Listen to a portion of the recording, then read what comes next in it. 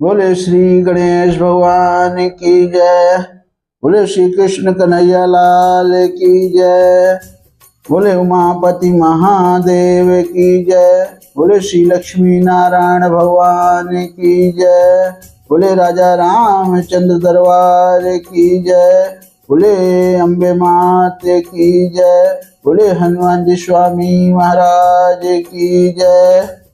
आप सभी मेरे प्यारे भाई बहन और दोस्तों का हमारे YouTube चैनल पर आप सभी का स्वागत है।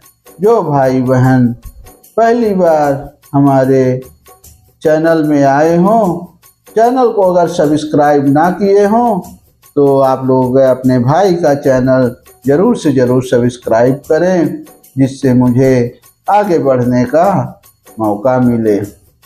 आप लोग कैसे हैं?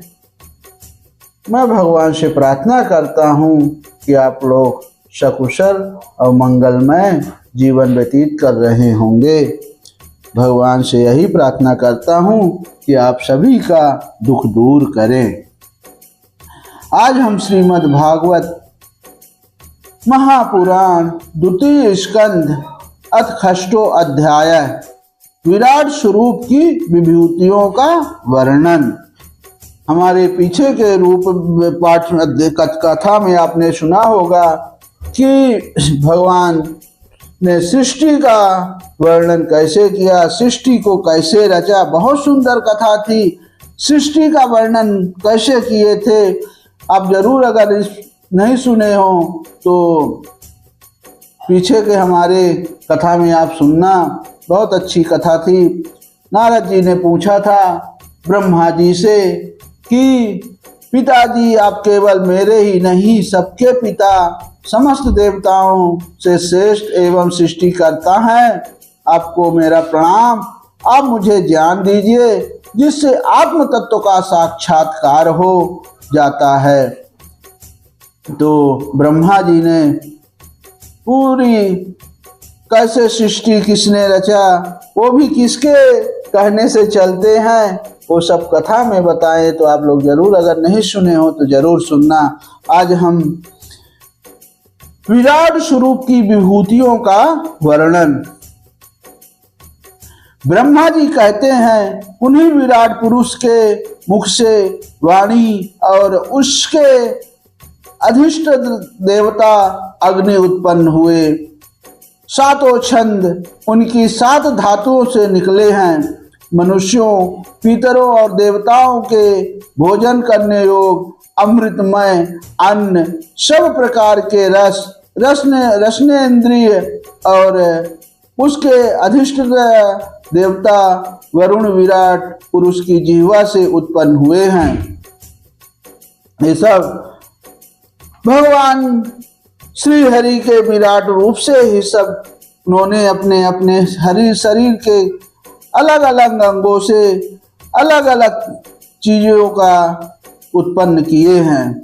उनके नासा छिद्रों से प्राण, आपान, व्यान, उदान और समान, ये 5 प्राण और वायु तथा घ्राणेन्द्रिय से अश्वनी कुमार समस्त औषधियां एवं साधारण तथा विशेष गंध उत्पन्न किए हुए हैं।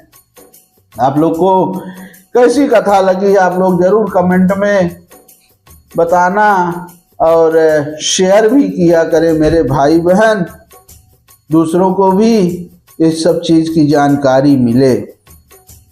और लाइक जरूर करना।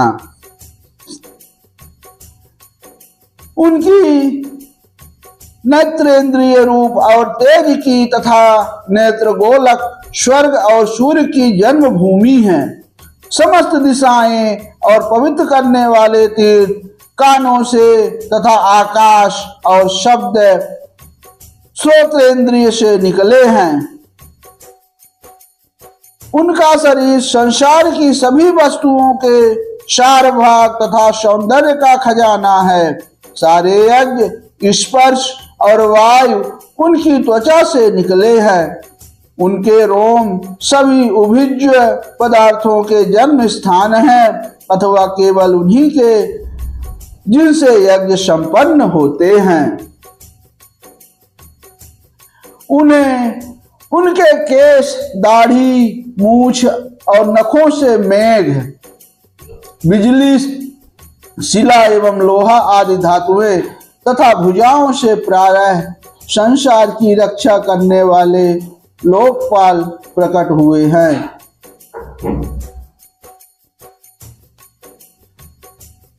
नारद जी विराट पुरुष का लिंग जल, वीर्य, सृष्टि, मेघ और प्रजापति का आधार है तथा उनकी जननेन्द्रिय मैथुन जनित आनंद का उद्गम है।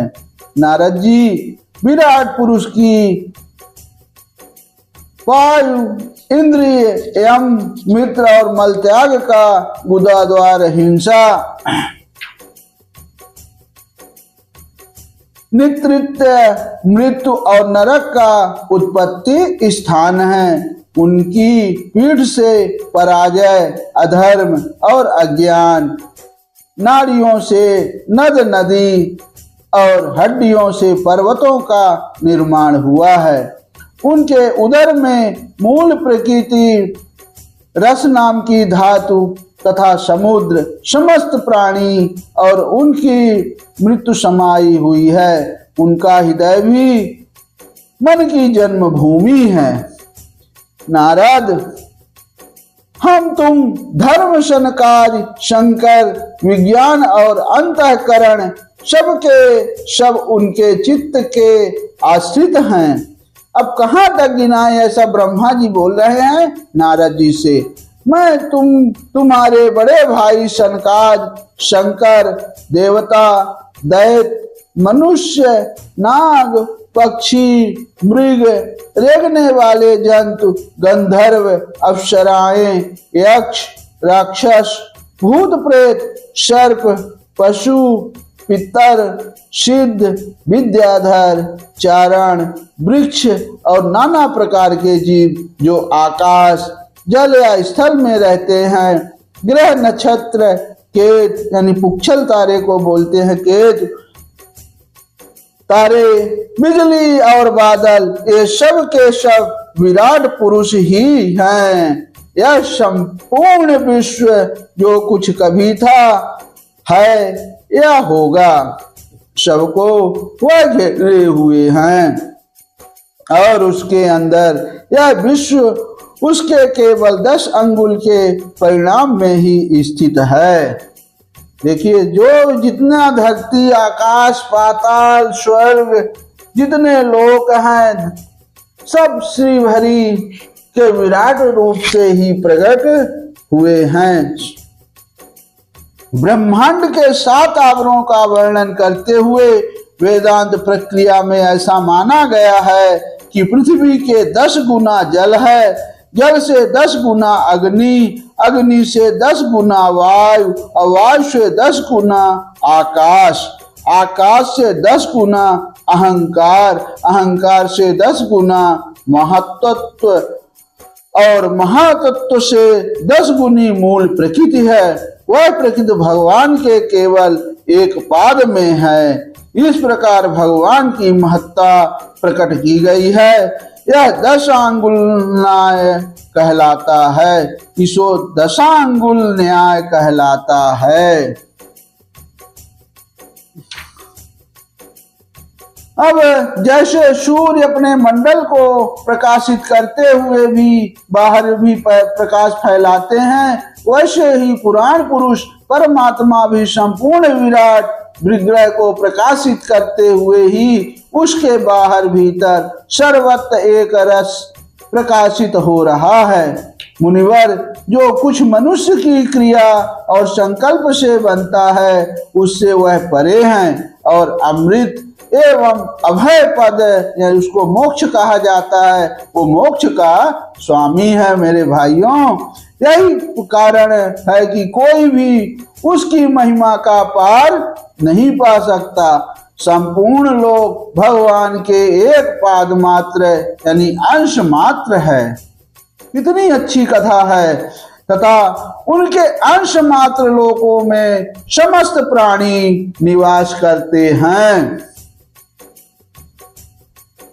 और भूलोक और भुवलोक और स्वर्लोक के ऊपर एक महालोक है, उसके भी ऊपर जन, तप और सत्य लोकों में क्रमशः अमृत, क्षेम एवं अभय का नित्य निवास है।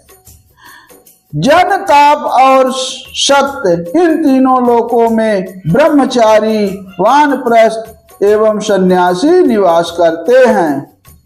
दीर्घकालीन ब्रह्मचर्य से रहित गृहस्थ भूलोक और भुवलोक और स्वर्लोक के भीतर ही निवास करते हैं। अब शास्त्रों में दो मार्ग बतलाए गए हैं। अब दो मार्ग कौन से हैं?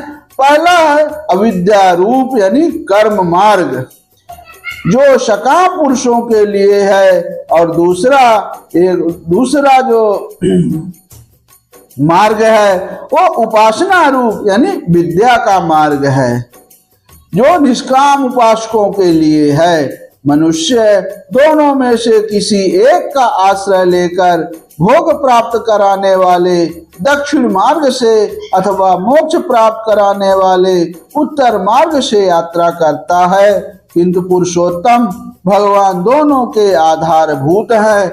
जैसे सूर्य अपनी किरणों से सबको प्रकाशित करते हुए भी सबसे अलग है, वैसे ही जिन परमात्मा से एक अंड की और पंचभूत एकादश इंद्रिय एवं गुणमय विराट की उत्पत्ति हुई है, वे प्रभु भी इन समस्त वस्तुओं के अंदर और उनके रूप में रहते हुए भी उनसे सर्वथा अतीत है।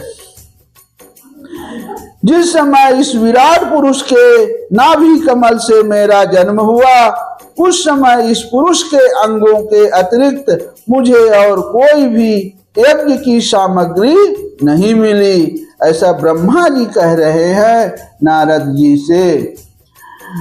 तब मैंने उनके अंग में एक ही यज्ञ के पशु, यूप यानी स्तंभ, कुश या यज्ञ भूमि और यज्ञ के योग उत्तम काल की कल्पना की। ऋषि श्रेष्ठ यज्ञ के लिए आवश्यक पात्र आदि वस्तुएं जौ, चावल आदि औषधियां, घृत आदि स्नेह पदार्थ, क्षय रस, लोहा, मिट्टी, जल और ऋक, यजुः, शाम, चातुर्होत्र यज्ञों के नाम, मंत्र, दक्षिणा, व्रत, देवताओं के नाम, पद्धति ग्रंथ, संकल्प, तंत्र यानी अनुष्ठान की रीति, गति, मति, श्रद्धा, प्रायश्चित और समर्पण, यह समस्त यज्ञ सामग्री मैंने विराट पुरुष के अंग से ही इकट्ठी की। इस प्रकार विराट पुरुष के अंग से ही सारी सामग्री का संग्रह करके मैंने उन्हीं सामग्रियों से उन यज्ञ स्वरूप परमात्मा का यज्ञ के द्वारा यजन किया। तदंतर तुम्हारे बड़े भाई इन 9 प्रजापतियों ने अपने चित्त को पूर्ण समाहित करके विराट एवं अंतर्यामी रूप से स्थित उस पुरुष की आराधना की। इसके पश्चात समय समय पर मनु, ऋषि, पितर, देवता, दैत्य और मनुष्यों ने यज्ञों के द्वारा भगवान की आराधना की। नारद, यह संपूर्ण विश्व ही भगवान नारायण में स्थित है, जो स्वयं तो प्राकृत गुणों से रहित है, परंतु सृष्टि के प्रारंभ में माया के द्वारा बहुत से गुण ग्रहण कर लेते हैं। उन्हीं की प्रेरणा से मैं इस संसार की रचना करता हूँ। देखिए, यहाँ स्वयं ब्रह्मा जी ने कहा है कि जो मैं संसार की रचना करता हूँ वो श्री हरि की ही प्रेरणा से रचना करता हूँ।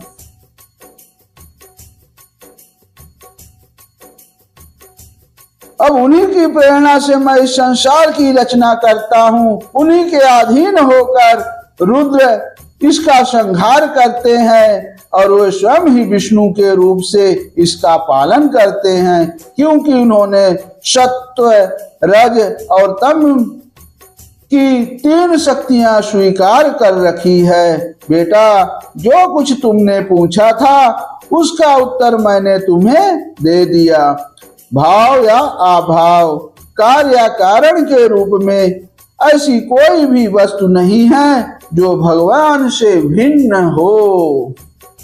प्यारे नारद, मैं प्रेम पूर्ण एवं उत्कंठित हृदय से भगवान के स्मरण में मग्न रहता हूँ। इसी से मेरी वाणी कभी असत्य होती नहीं दिखती। मेरा मन कभी असत्य संकल्प नहीं करता और मेरी इंद्रियां भी कभी मर्यादा का उल्लंघन करके कुमार्ग में नहीं जाती। मैं वेद मूर्ति हूँ, मेरा जीवन तपस्यामय है। बड़े बड़े प्रजापति मेरी वंदना करते हैं और मैं उनका स्वामी हूँ। पहले मैंने बड़ी निष्ठा से योग का सर्वांग अनुष्ठान किया था, परंतु मैंने अपने मूल कारण परमात्मा के स्वरूप को नहीं जान सका, क्योंकि वे तो एकमात्र भक्ति से ही प्राप्त होते हैं। मैं तो परम मंगलमय एवं शरण आए हुए भक्तों को जन्म मृत्यु से छुड़ाने वाले परम कल्याण स्वरूप भगवान के चरणों को ही नमस्कार करता हूँ। उनकी माया की शक्ति अपार है। जैसे आकाश अपने अंत को नहीं जानता, वैसे ही वे भी अपने महिमा का विस्तार नहीं जानते। ऐसी स्थिति में दूसरों तो उसका पार पा ही कैसे सकते हैं। मैं, मेरे पुत्र, तुम लोग और शंकर जी भी उनके सत्य स्वरूप को नहीं जानते, तब दूसरे देवता तो उन्हें जान ही कैसे सकते हैं। हम सब इस प्रकार मोहित हो रहे हैं कि उनकी माया के द्वारा रचे हुए जगत को भी ठीक ठीक नहीं समझ सकते। अपनी अपनी बुद्धि के अनुसार ही अटकल लगाते हैं। हम लोग केवल जिनके अवतार की लीलाओं का गान ही करते रहते हैं, उनके तत्व को नहीं जानते। उन भगवान के श्री चरणों में मैं नमस्कार करता हूँ। वे अजन्मा एवं पुरुषोत्तम हैं। प्रत्येक कल्प में वे स्वयं अपने आप में अपने आप की ही सृष्टि करते हैं, रक्षा करते हैं और संहार कर लेते हैं। वे माया के लेस से रहित केवल ज्ञान स्वरूप हैं और अंतरात्मा के रूप में एक रस स्थित हैं। वे तीनों काल में सत्य एवं परिपूर्ण हैं, ना उनका आदि है ना अंत।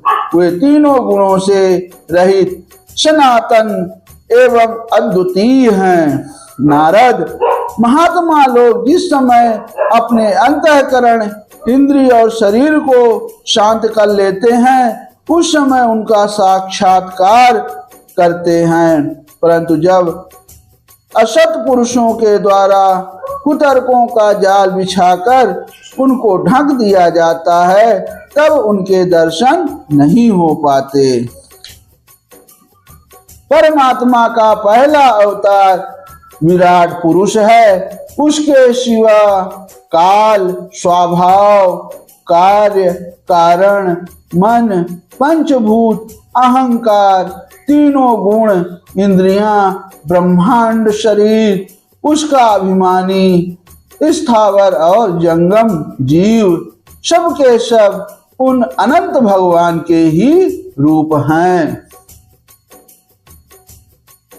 मैं शंकर, विष्णु, दक्ष आदि प्रजापति, तुम और तुम्हारे जैसे अन्य भक्तजन, स्वर्गलोक के रक्षक, पक्षियों के राजा, मनुष्य लोक के राजा, नीचे के लोकों के राजा, गंधर्व, विद्याधर और चारणों के अधिनायक, यक्ष, राक्षस, सांप और नागों के स्वामी, महर्षि पितृपति दैत्येंद्र सिद्धेश्वर दानवराज और भी प्रेत पिशाच भूत कुष्मांड जलजंत मृग और पक्षियों के स्वामी एवं संसार में और भी जितनी वस्तुएं ऐश्वर्य तेज इंद्रिय बल मनोबल शरीर बल या क्षमा से युक्त है अथवा जो भी विशेष सौंदर्य लज्जा वैभव तथा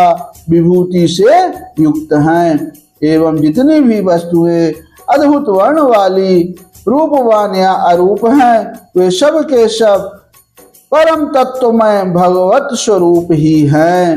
नारद, इसके सिवा परम पुरुष परमात्मा के परम पवित्र एवं प्रधान प्रधान लीलावतार भी शास्त्रों में वर्णित है। उनका मैं क्रमशः वर्णन करता हूँ।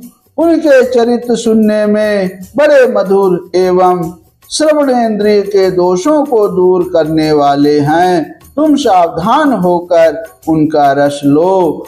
इति श्रीमद्भागवते महापुराणे पारमहंस्यां संहितायां द्वितीय स्कन्धे षष्ठोऽध्यायः समाप्तः। बोले श्री कृष्ण कन्हैया लाल की जय। बोले लक्ष्मी नारायण भगवान की जय।